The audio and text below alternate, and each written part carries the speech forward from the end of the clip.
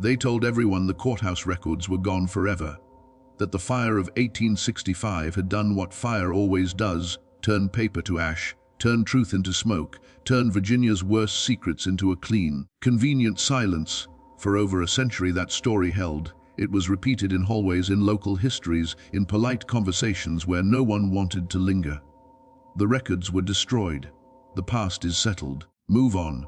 But in 1973, renovation workers in what used to be the Henrico County Clerk's office found a section of basement wall that didn't match the rest, newer brick, different mortar, like someone had sealed a wound and hoped nobody would notice the scar.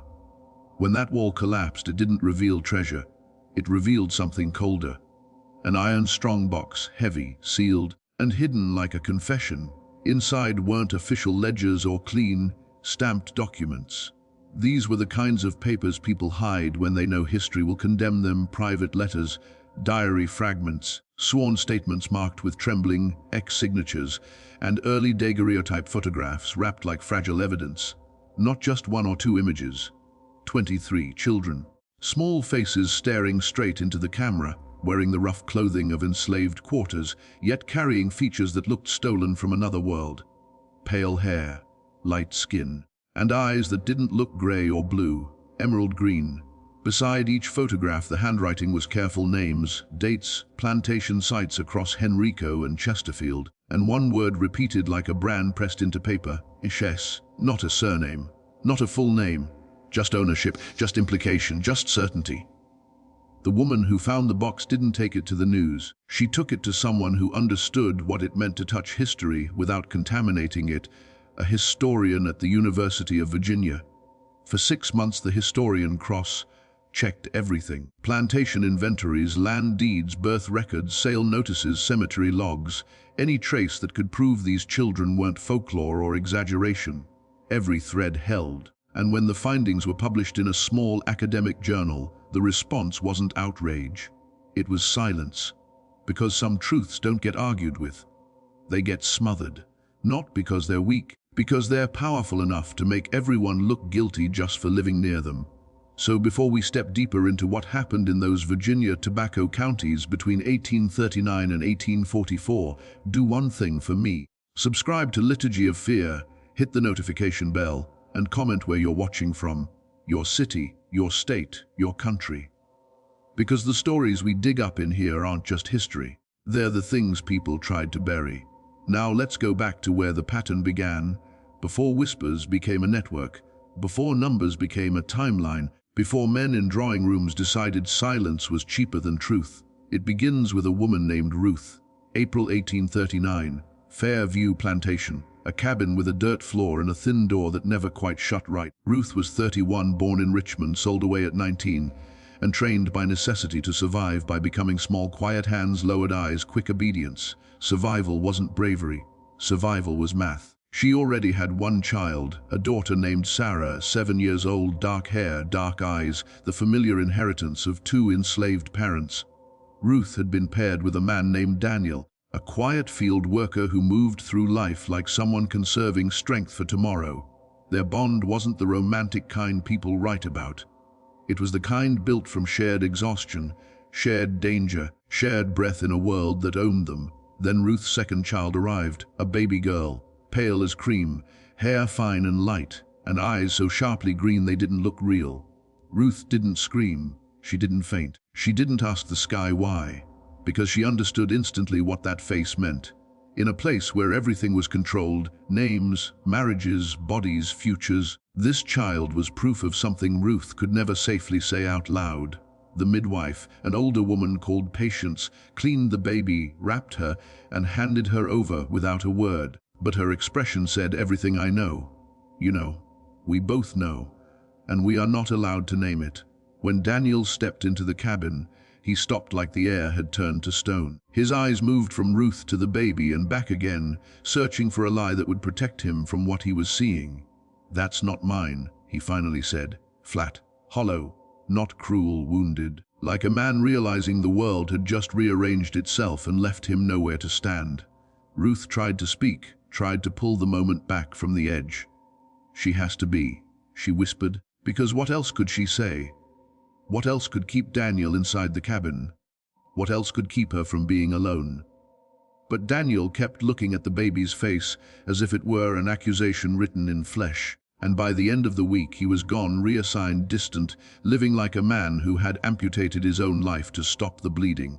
Ruth named the child Grace, a prayer, a shield, a curse, a desperate wish that a name could rewrite a reality.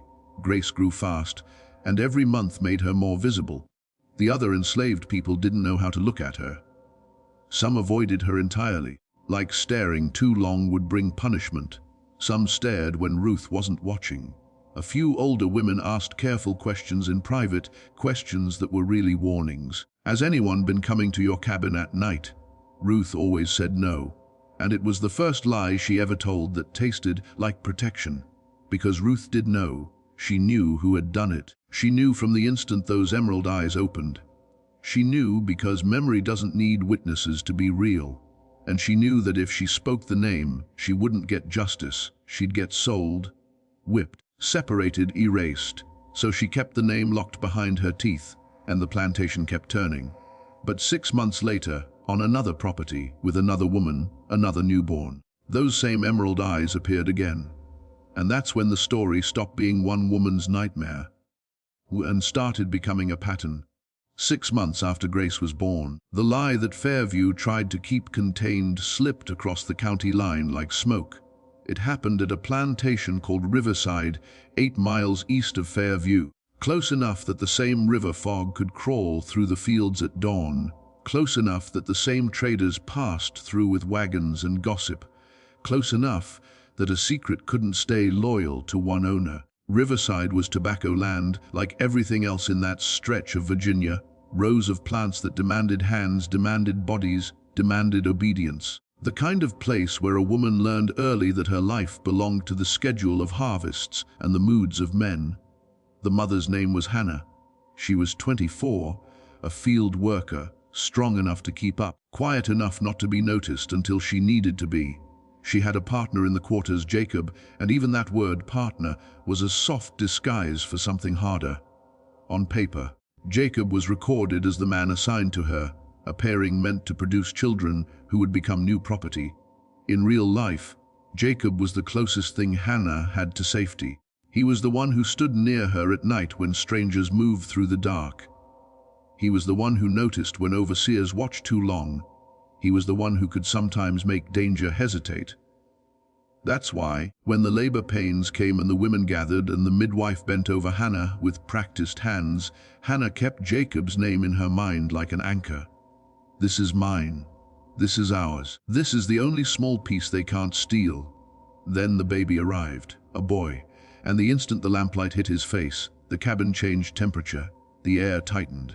The women froze, because the child didn't look like Hannah. He didn't look like Jacob. He didn't look like anyone in the quarters. His skin was pale, so pale it looked almost translucent, like thin paper held to a flame. His hair was blonde and fine, and when his eyes opened, they weren't gray or blue. They were emerald green, bright, clear, impossible. Hannah screamed, not one startled gasp. She screamed like the sound was clawing its way out of her body, like it had been trapped there for months. And this was the first chance it had to escape. The midwife slapped a hand over her mouth and leaned close, hissing a warning through her teeth. Quiet, quiet, girl. You want them coming in here? Hannah fought the hand at first, panicking, shaking, trying to pull away, but the older women held her down the way women held each other down in slavery, not to hurt, but to keep her alive. Because a scream could bring an overseer, and an overseer could bring a whip, and a whip could bring consequences that didn't stop at bruises. Jacob pushed into the cabin when he heard the noise. He took one look at the baby, and he didn't speak. His face moved through disbelief, then shock, then something that looked like grief. But underneath it was rage, the kind that comes when a man understands he is powerless and still has to pretend he has control. He looked at Hannah. He looked at the baby again. Then he walked out. Just walked out into the dark like the cabin had become poison. He didn't come back that night, or the next, or the next. By morning, Hannah still wouldn't touch the baby. She kept her arms wrapped around her own ribs, rocking slightly, staring at the wall like if she stared hard enough the child would stop existing. When the baby cried, one of the other women picked him up and tried to place him in Hannah's arms. Hannah jerked away like she'd been burned. "No." The word came out cracked, raw. "I can't." The baby screamed until his tiny body shook. His mouth opened wide, searching for milk, searching for warmth, searching for the one thing that might tell him he belonged somewhere. Hannah sat there with her face turned away, tears sliding down her cheeks without sound, not even wiping them away. 3 days passed like that. 3 days of the baby crying until his voice became thin and hoarse. 3 days of women in the quarters arguing in whispers, some furious at Hannah, some terrified for her, some just exhausted. On the 3rd day, an older woman, someone who had delivered too many babies and buried too many, grabbed Hannah's jaw and forced her to look. "You listen to me," she said low. "You either feed him or he dies." Hannah's eyes were wide and empty. "And if he dies," the woman continued, "they won't say he died, they'll say you killed him." That landed. Because in slavery, even grief could be criminal if it cost the owner money. Hannah's hands shook as she reached out. When her fingers touched the baby's blanket, she flinched, like her own skin didn't recognize what she was holding. But she took him. She pressed him to her breast. The baby latched instantly, desperate, starving, and the women around her exhaled like they'd been holding their breath for days. Hannah stared down at him while he fed, and something hardened in her face. Not love, not tenderness, a kind of cold acceptance that felt like a door locking. She named him Thomas, a plain name, a safe name, a name that didn't explain anything. But the name couldn't hide the eyes. Those emerald eyes grew brighter as the weeks passed, like the child was becoming more himself and less a newborn blur. People in the quarters began to glance at him and then quickly look away. Some of the men refused to be seen near Hannah's cabin, as if a rumor could stain them just by proximity. Some of the women touched Thomas's hair in secret, curious and horrified at once, whispering prayers they didn't fully believe. And then the whispers started moving, not loud, not open, nothing that could reach the main house. But slavery had its own underground network, the one the owners never fully understood. Enslaved people traveled between properties for work, for repairs, for trade, for punishment, for weddings the owners allowed like a favor. They carried news the way wind carried seeds, a baby at Fairview, a baby at Riverside, same hair, same eyes, same impossible proof. And somewhere inside that growing chain of whispers was a question that people were too afraid to ask directly, but couldn't stop thinking anyway. Who has the power to do this more than once? Because once could be hidden as a tragedy, once could be dismissed as strange, once could be buried under forced silence. But twice was a pattern beginning to breathe. And not long after Thomas's birth, the pattern took its 3rd step closer to Richmond, closer to the main houses, closer to the places where secrets were kept behind polished doors. Because in January of 1840, on a plantation called Meadowbrook, a 19-year-old kitchen girl named Esther went into labor, and another child with emerald eyes came into the world. By the time the 3rd child was born, no one was still pretending this was an accident. It happened in January of 1840, on a plantation called Meadowbrook, 12 miles north of Richmond. Meadowbrook was different from Fairview and Riverside in one important way. It was closer to the city, closer to law offices, closer to polite society. Its main house hosted dinners. Its owners liked to think of themselves as civilized. They kept careful records, ran a tight operation, and told themselves that order was proof of righteousness. The mother's name was Esther. She was 19, small-framed, quick-handed, and assigned to the main house kitchen. That position came with a certain dangerous privilege proximity. She scrubbed floors beneath chandeliers, washed plates used by men who debated philosophy over wine, moved silently through hallways where she was expected to be invisible, but always available. Esther had been paired with a man named Moses, a field hand. Their relationship existed mostly on paper, and in the narrow hours they were allowed to share space. Moses was younger than Daniel, younger than Jacob, still hopeful in a way the system hadn't crushed yet. He talked about saving strength, about surviving long enough to see something change. even if he didn't know what that change would look like. When Esther's labor began, it was bitterly cold. Winter had stripped the trees bare, and the ground around the quarters was hard as iron. The women gathered, the midwife came, and the birth unfolded the way births always did in slavery, quickly, quietly, with urgency sharpened by fear. The baby was a girl, and when the lamplight reached her face, the room fell silent.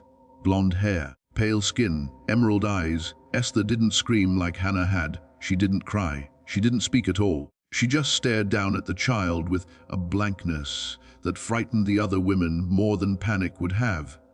It was the look of someone who had stepped outside herself to survive what was happening. When Moses came into the cabin, the silence hit him first.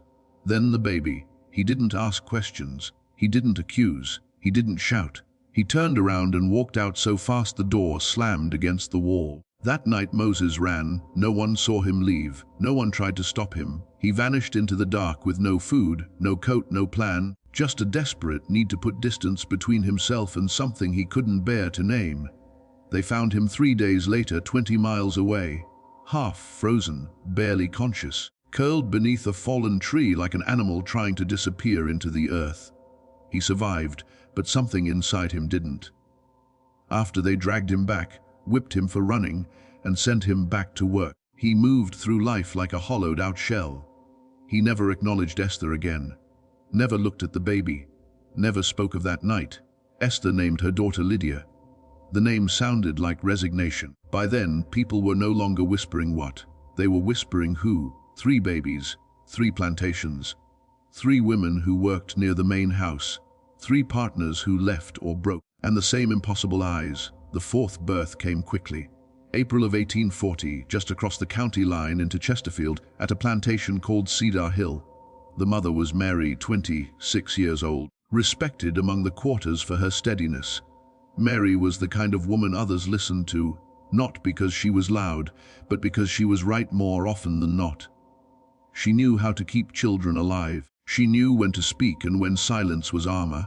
Her baby was a boy, blonde hair, emerald eyes. Mary didn't scream, she didn't cry, she didn't speak.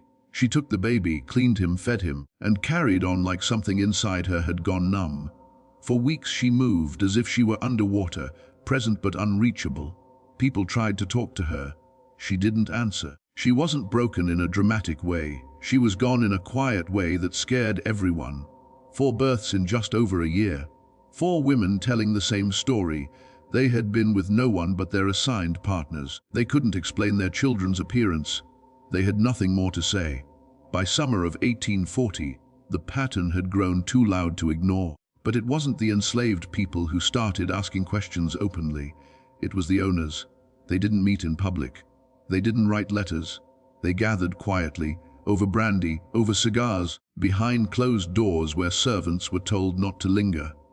They used careful language, the kind men use when they want to acknowledge a problem without admitting responsibility. This is unfortunate. It looks bad. We don't want trouble. They all agreed on one thing. Whatever this was, it was not a crime, not under Virginia law. Enslaved women were property. Their children were property.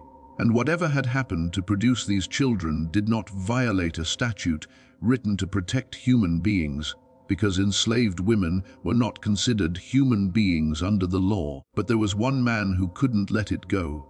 His name was William Carter. He was 52, owned a mid-sized plantation called Ashland, and had been educated at William and Mary.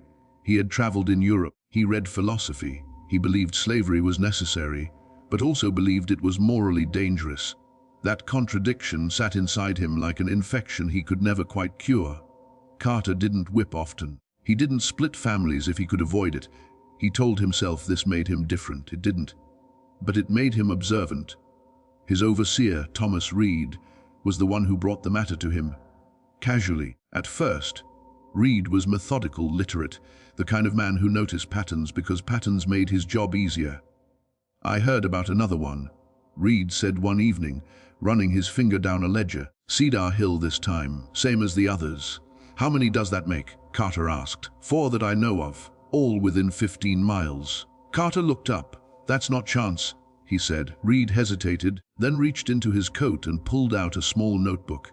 "I've been keeping track," he admitted. "Not officially, just noticing." And there it was, names, dates, plantations, visits. One name kept appearing in the margins, never written boldly, always noted carefully. Jonathan Blackwell, second son of the Fairview family, 34, unmarried, known for riding between plantations, present at dinners, present on hunting trips, present at barbecues, present at Fairview itself, always there, always near, always gone by morning. Carter stared at the page. "If this is true," he said slowly, "then this isn't indulgence." "No, sir," Reed replied.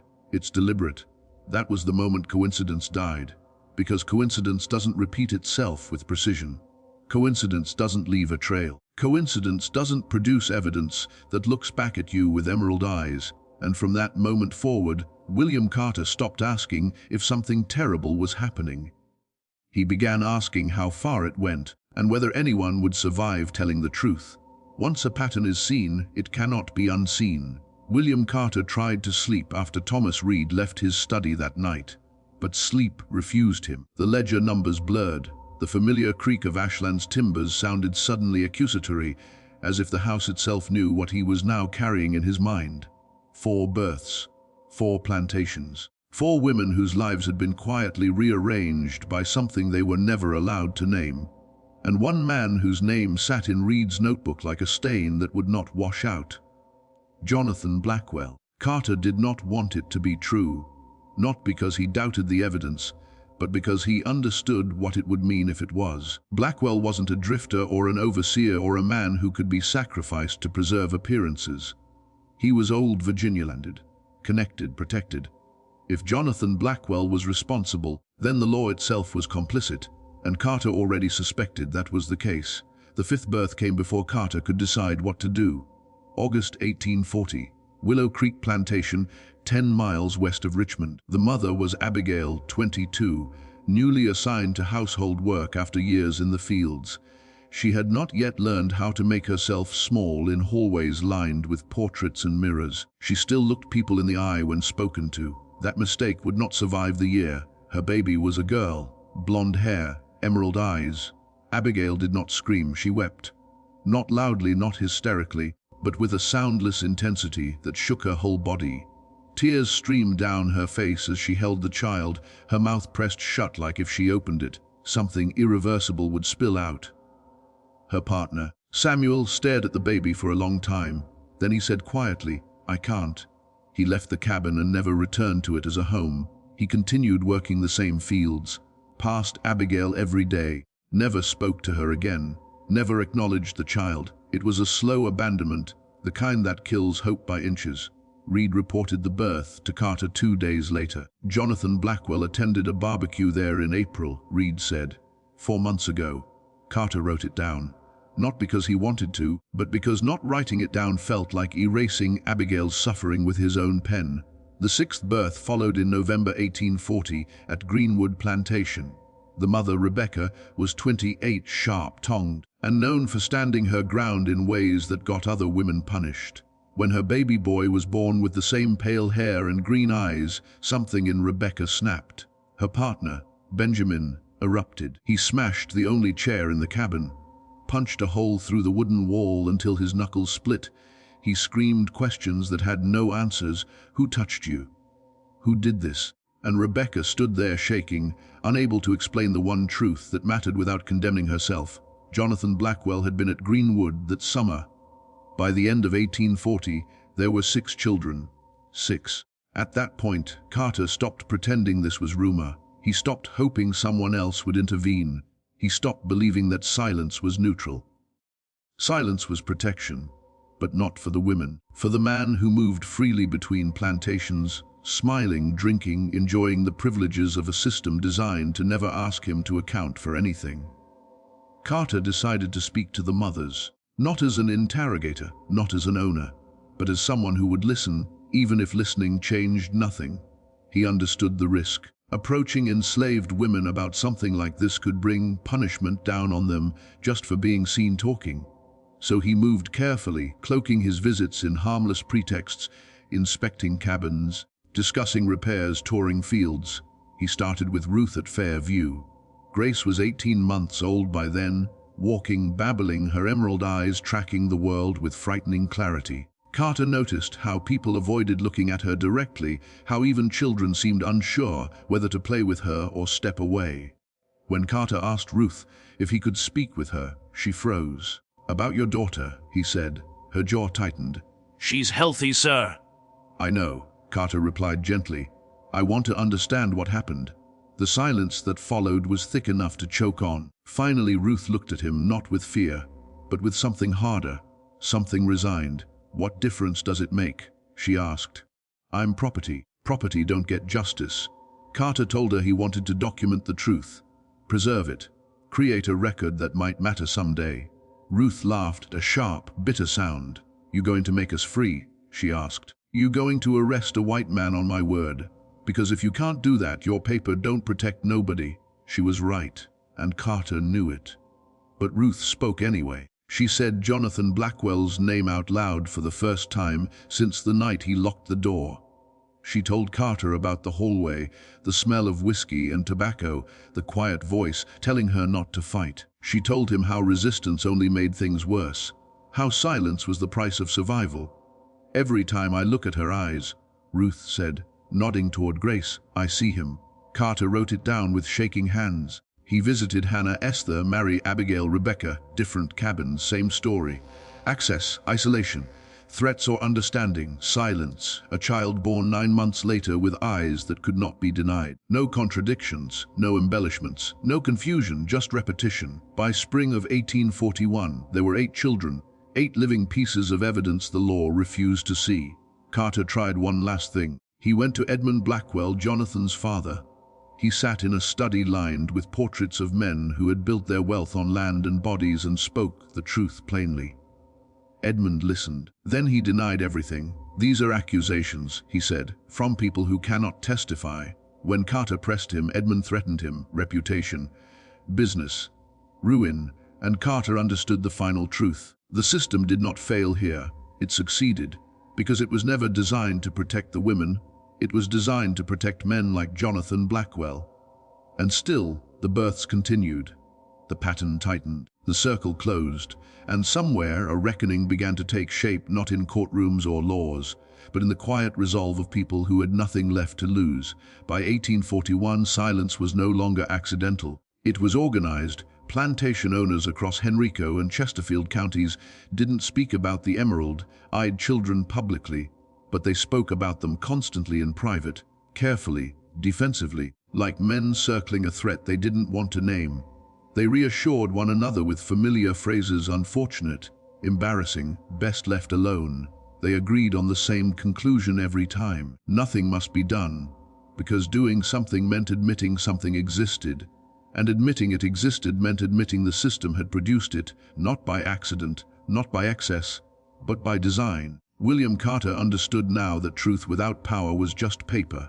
Still, he kept writing.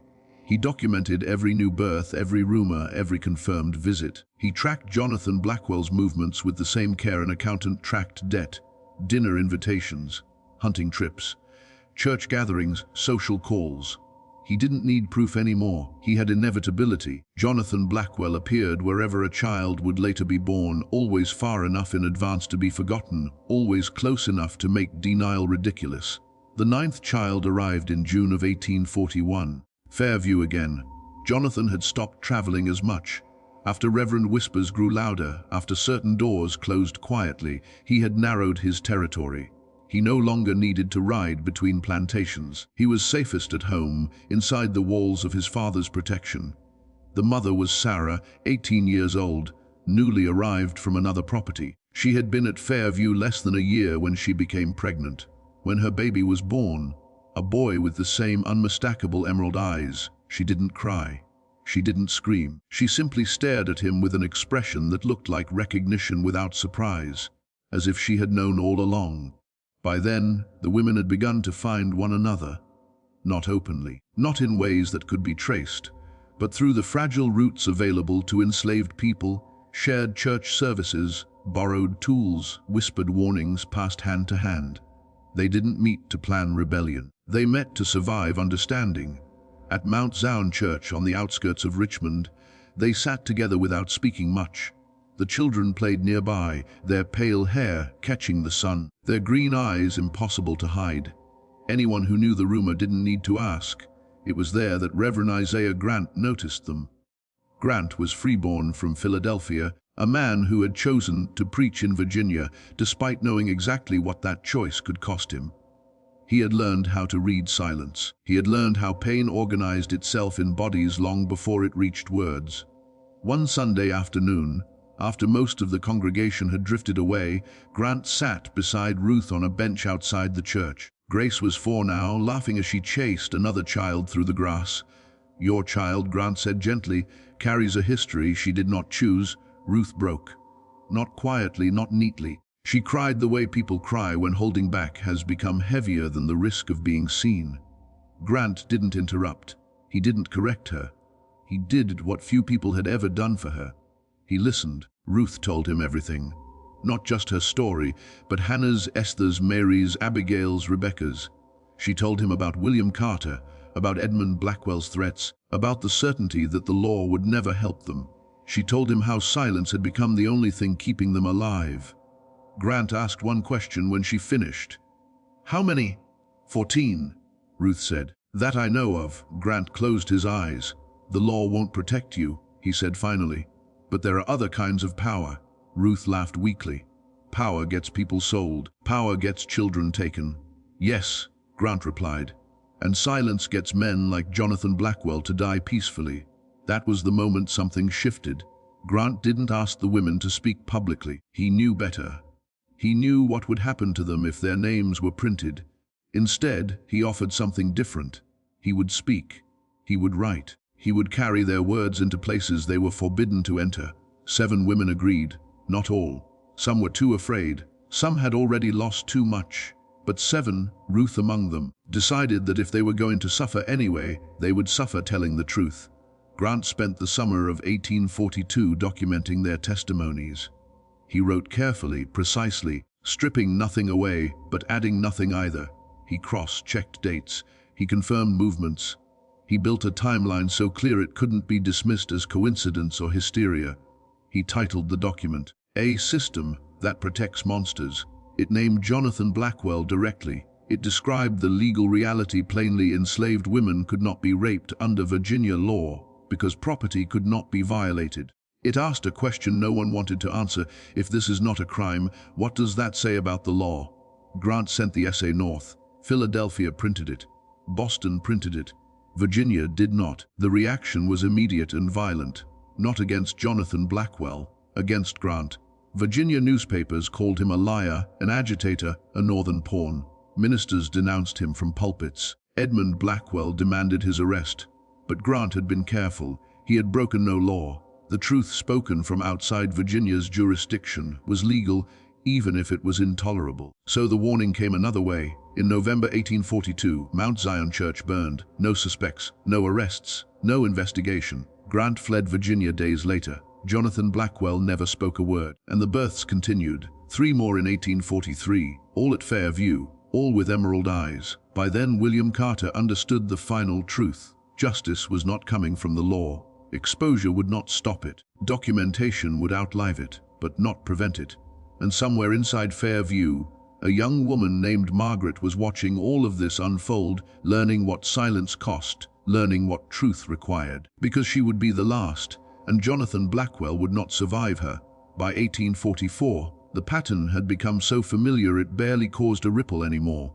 People no longer whispered why. They whispered how many. Jonathan Blackwell had stopped riding between plantations altogether. He no longer needed to.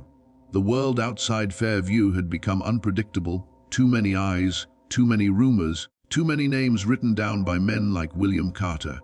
At home, inside the walls of his father's land, he was untouchable. There were no guests to offend, no neighbors to suspect, no reputations beyond his own family's to protect. Fairview had become closed ground. That year, the women in the quarters watched him more closely than ever, not openly, not in ways that could be punished, but in the way prey watches a predator whose habits it knows too well. They noted when he drank too much, when he wandered at night, when the overseer looked the other way without being told to, and they noticed when Margaret stopped bleeding. Margaret was 21, newly assigned to Fairview less than 2 years earlier. She was observant, quiet in the way people are quiet when they are thinking faster than they speak. She had watched Ruth lose Grace, watched Hannah's body hollow out around Thomas, watched Esther's partner run and return as something less than human, watched Abigail cry herself dry, watched Rebecca harden into something sharp enough to cut. Margaret had learned the rules without being taught. Don't scream, don't resist, don't speak, survive. When her labor came in August of 1844, no one expected anything different anymore. The baby was a girl, blonde hair, skin pale as candle wax, emerald eyes bright, unmistakable even in shadow. Margaret looked at her daughter once. Then she said 7 words that spread through the quarters faster than any scream ever could. "This is the last one he'll make." No one asked what she meant. No one needed to. 3 days later, Jonathan Blackwell was dead. They found him in his bedroom at Fairview, lying neatly in bed, sheets undisturbed. No wounds, no sign of struggle. His face was calm, almost peaceful, like a man who had gone to sleep without fear. The doctor, Frederick Morris, the Blackwells' physician for years, examined the body briefly and wrote the cause of death without hesitation: heart failure. Natural causes. Jonathan Blackwell was 39 years old. He had no history of heart trouble. He drank heavily, yes, but plenty of men drank heavily and lived much longer. The explanation was accepted instantly, because no one wanted another. The funeral was small, private, respectable, but in the quarters a different conversation unfolded. They whispered about Margaret, about the plant that grew near the creek, one the women used carefully, rarely, because everyone knew it could heal or kill depending on how it was prepared. They whispered about the tea Margaret had been seen making the night before Jonathan fell ill. They whispered about justice that didn't come from laws or judges, but from desperation sharpened into resolve. They whispered, and they never confirmed, because confirmation would have required punishment. 2 weeks later, Margaret was sold. Edmund Blackwell said it was business, said he needed to reduce his workforce, said Georgia offered good prices. Margaret was sent south without her infant daughter, who remained at Fairview as property of the estate. Margaret did not scream when she was taken. She did not fight. She left knowing something no one else could ever take from her. The birth stopped. No more emerald-eyed children appeared in Henrico or Chesterfield counties. Not at Fairview, not anywhere. The pattern ended as suddenly as it had begun. William Carter knew what that meant. He added Jonathan Blackwell's death to his records. He did not speculate. He did not accuse. He simply noted the date, the cause, the circumstances, and the abrupt end of the pattern that defined 5 years of quiet horror.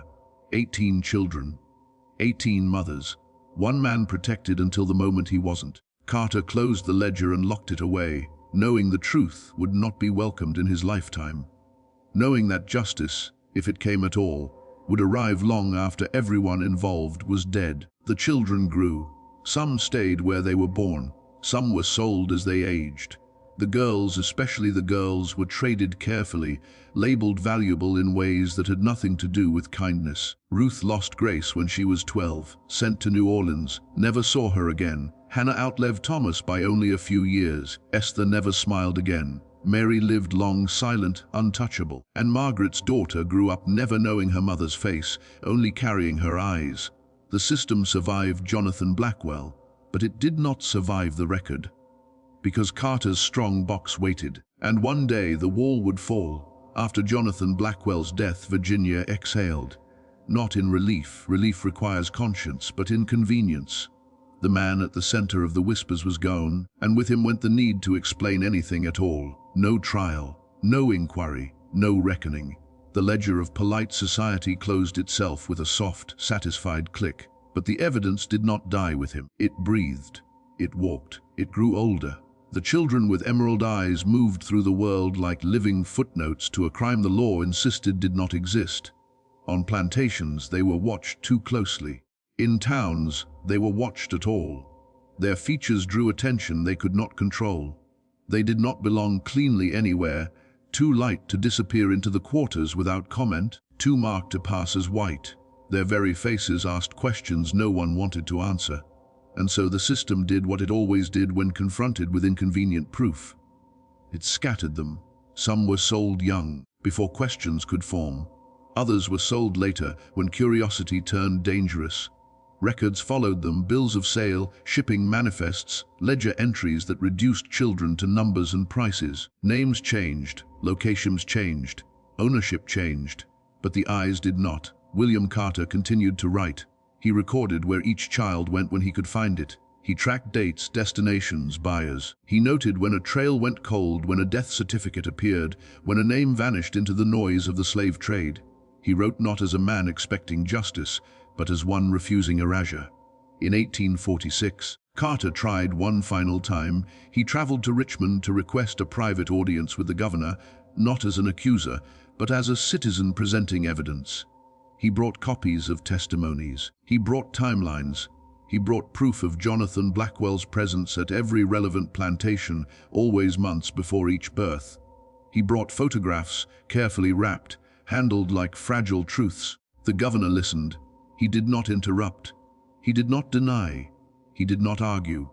When Carter finished, the governor said something that would haunt him for the rest of his life. "What you are describing is real," he said, "and it is not illegal." Carter felt something hollow open in his chest. Enslaved women are property. The governor continued. Property cannot be violated under the law. Their owners could, theoretically, bring civil complaints for damages, but they have chosen not to. That is the end of the matter, so the system protects him. Carter said quietly. The system is protection, the governor replied. It protects the order this state is built on. Carter left knowing there was nothing left to appeal to. Not law, not morality, not shame. The machinery was not broken. It was functioning perfectly. He returned to Ashland and locked his papers in the iron strong box. He hid it not because he doubted the truth, but because he understood how dangerous truth could be when the world was not ready to hear it. He placed the box behind a false wall in his basement, sealed it carefully, and told no one. Then history intervened. War came, Virginia burned, records vanished, courthouses collapsed, plantations fell into ruin, and the strong box stayed hidden. The children grew into adults under different names in different places. Some survived long enough to be freed. Some did not. Some were absorbed into communities that never knew the full truth of where they came from. Others carried fragments, stories whispered by mothers, half memories, warnings not to ask certain questions. But blood remembers. Emerald eyes appeared again generations later, in places far from fair view, in Louisiana, in Georgia, in cities that didn't exist when the pattern began. Features softened by time but never erased. The law had refused to see them. History did not. Because what Carter preserved was not just evidence of one man's crimes. It was proof of how a system converts violence into normalcy, how it teaches people to call survival order and silence peace. And one day, long after Carter was dead, long after slavery was abolished, long after Virginia claimed it had moved on, someone would open that box and realize what had been hidden was not shame. It was testimony. Liturgy of Fear. They thought time would finish the work silence had started. William Carter died believing the world would never want what he'd saved. He had watched slavery collapse, watched the law finally change its language, watched men who once spoke of property begin speaking of history, instead as if a word could disinfect a crime. When he was buried in 1872, the strong box remained hidden behind a false wall in his basement, sealed like a confession meant for a future that did not yet exist. For 101 years, it stayed there. Wars passed, generations forgot, houses burned and were rebuilt. Paper rotted, ink faded, but the box endured. Iron does not care about denial. In 1973, a renovation crew struck the wall by accident. Brick gave way, dust fell, and the box was dragged into the light by men who had no idea what they were holding. They pried it open expecting deeds or coins or old legal clutter. Instead, they found lives. Testimonies marked with trembling X, timelines drawn with obsessive precision, and photographs, daguerreotypes that showed children who should not exist if the story Virginia told about itself had been true. Small faces, rough clothes, pale hair, and eyes that stared back across more than a century, still emerald, still accusing. The historian who verified the contents understood immediately what the state had tried not to. This was not rumor, not folklore, not exaggeration. This was documentation of a systematic crime, not committed in secret, but committed in plain sight under the protection of law. When the findings were published, the reaction followed an old pattern. Praise from those who already knew the truth, anger from those who felt indicted by it, and a deep, uncomfortable resistance from anyone who preferred slavery to remain an abstraction rather than a record of specific harm done to specific people. But the truth did not retreat this time, because the photographs existed, because the timelines matched, because the descendants could be found. They were living in Louisiana, Georgia, Chicago, Detroit, New York, people who carried family stories that never quite made sense until the documents gave them names. Some remembered a grandmother who never spoke of Virginia. Some remembered warnings not to ask about a certain man. Some remembered eyes, unusual eyes that appeared again and again in family lines. DNA later confirmed what the box already knew. Jonathan Blackwell did not disappear when he died. He lived on in bloodlines shaped by violence and in the resilience of people who survived despite him. The descendants gathered. Not all of them. Some chose distance, some chose silence. Trauma does not issue invitations evenly. But those who came stood together and read the testimonies aloud. They spoke the mothers' names: Ruth, Hannah, Esther, Mary, Abigail, Rebecca, Sarah, Margaret. Women the law had erased while using their bodies as infrastructure. They did not ask for pity. They demanded recognition. Recognition that what happened was not an exception. Recognition that the law was not blind, it was deliberate. Recognition that survival itself was resistance. Today, a historical marker stands near where Fairview once existed. It has been vandalized, torn down, replaced, vandalized again, still standing, because the instinct to erase never really disappears, but neither does the need to remember. The emerald-eyed children were not anomalies. They were evidence. Evidence that slavery was not only an economic system, but a sexual one. Evidence that law can be engineered to protect power rather than justice. Evidence that some crimes are committed so confidently they assume they will never be named. But they were named, and that is why this story matters. Not because justice arrived cleanly, it didn't. Not because the victims were spared, they weren't. But because truth survived. Because a man wrote when silence was easier. Because women spoke when speech was dangerous. Because iron outlasted fire. Because memory outlasted denial. The system that protected Jonathan Blackwell is gone. But systems like it return whenever truth is treated as optional. That is the warning this story leaves us with. And that is why Liturgy of Fear exists, to remember what power tried to bury, and to say the names of those it hoped history would forget. If this story affected you, share it. If it unsettled you, sit with that discomfort. And if you believe history matters, subscribe, because silence only wins when stories stop being told. This was the Blackwell case, and it refuses to stay buried.